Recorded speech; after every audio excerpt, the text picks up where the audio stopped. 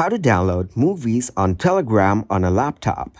Hello everyone. In this video, I will show you how to download movies on Telegram on a laptop.